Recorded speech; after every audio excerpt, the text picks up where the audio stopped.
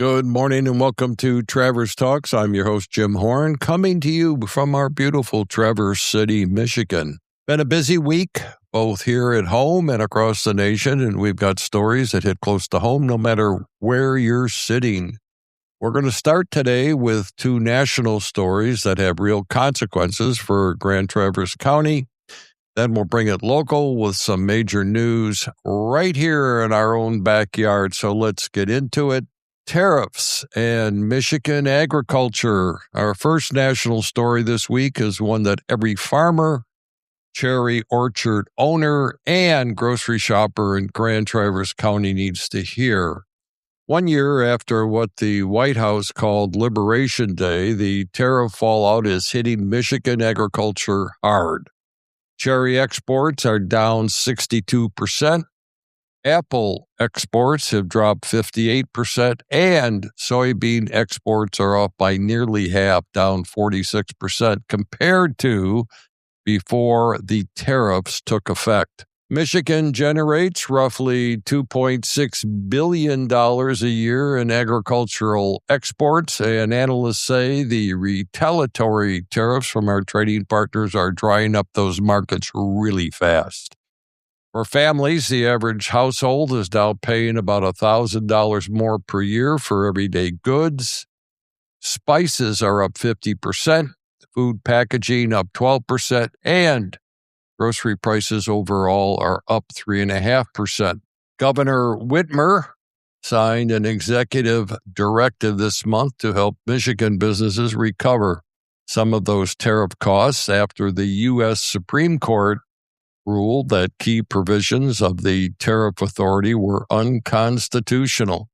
But for farmers who already planted or are locked into contracts, that may be too little, too late. We'll keep watching this one closely. Northern Michigan's cherry and apple country is ground zero for the economic fight,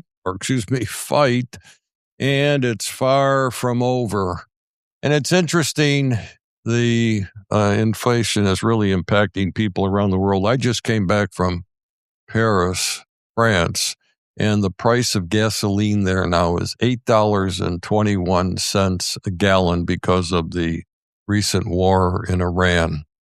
No one is escaping these high prices.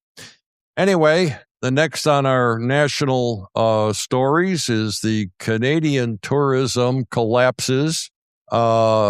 Canadian visitors to Michigan dropped 16% in February alone, and the trend is accelerating.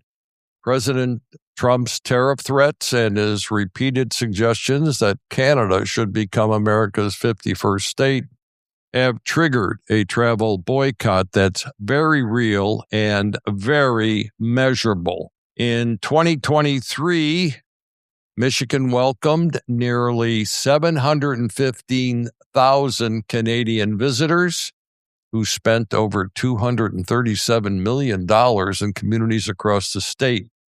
Coastal towns like Traverse City see a disproportionate share of that Canadian traffic.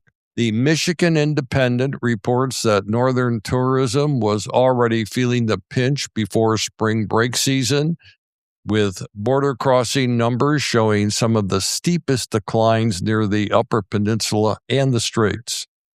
Tourism experts say if consumer confidence doesn't recover soon, businesses that depend on summer visitors, restaurants, marinas, hotels, and cherry U-Picks could see a painful season ahead in 2026. We'll have more on what local tourism leaders are planning to do about it coming up after our local news. And, of course, we've got flooding emergency in Grand Traverse County. Grand Traverse County is in a state of emergency. County officials declared a local state of emergency on Tuesday, April 14th, after days of heavy rain and snow melt overwhelmed our rivers, roads, and drainage systems. The Boardman River jumped its banks, and the Beitner Road Bridge south of Traverse City completely collapsed. South Airport Road near Logan's Landing and Beitner Road by Chum's Corner are both closed. Governor Gretchen Whitmer then extended the emergency to 32 Michigan counties, with Grand Traverse among them, as flooding, straight-line winds, and tornado damage spread across the state. County officials say repairs to the Beitner Road Bridge alone could take up to 6 months. In the meantime, emergency crews are actively monitoring conditions and urging residents to stay away from flood-affected areas. For your safety, please do not drive around barriers. If you need updates on road closures, check the Grand Traverse County website or the 9 and 10 News app. This is going to be a long recovery, folks, and we're going to continue following and letting you know what's going on. Number 2 on our local stories, Munson closes Urgent Care West. If you or your family have ever driven out to Munson Urgent Care West on US 31, that option is gone as of yesterday. Munson Healthcare announced that it is consolidating its Traverse City urgent care services into a single location. Urgent Care West is now closed, and all services are moving to the Foster Family Community Health Center at 550 Munson Avenue. Munson says the consolidation will expand capacity at the remaining location and better serve the community needs. Virtual urgent care through Munson also remains available if you need after-hours help from home. So for listeners who rely on urgent care for non-emergency medical needs, especially on the west side of town, make a note, 550 Munson Avenue is now your single urgent care destination. Munson Medical Center's emergency room remains open 24/7, as always. And Garfield Township stabbing suspects sought. Oh, geez. And finally, a developing public safety story from earlier this week. A 57-year-old man was stabbed multiple times Tuesday night near Red Drive and Silver Lake Road in Garfield Township. The victim managed to make his way to the Myers store in the south end of town, where he sought help shortly before 10 p.m. He was hospitalized with serious injuries. The Grand Traverse County Sheriff's Office has identified a suspect, 55-year-old Michelle Lee McGrath. Deputies are asking for the public's help locating her. If you have any information on her whereabouts, call the Grand Traverse County Sheriff's Office immediately and do not approach her. She may be dangerous.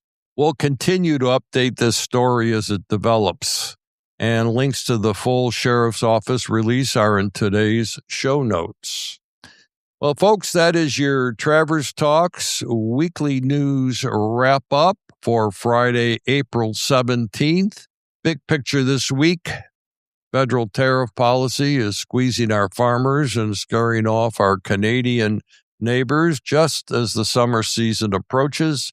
And right here at home, we're dealing with a flood emergency that has knocked out roads and bridges and put our county on a state of emergency footing.